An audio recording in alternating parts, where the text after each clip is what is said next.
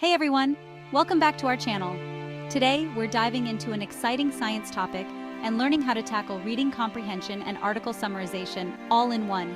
This video is based on a summary of an amazing article written by none other than a 13-year-old STEM enthusiast, Fatima Amir. Yep, you heard that right. This young scientist is already exploring how probiotics might help prevent yeast infections. In her article, Fatima breaks down the science behind different types of yeast, like which can cause infections and which is usually safe but can sometimes lead to health issues. She even conducted her own experiment using probiotics to see if they could inhibit yeast growth. Pretty cool, right? As you watch, think about how this summary captures the main points of her experiment and findings.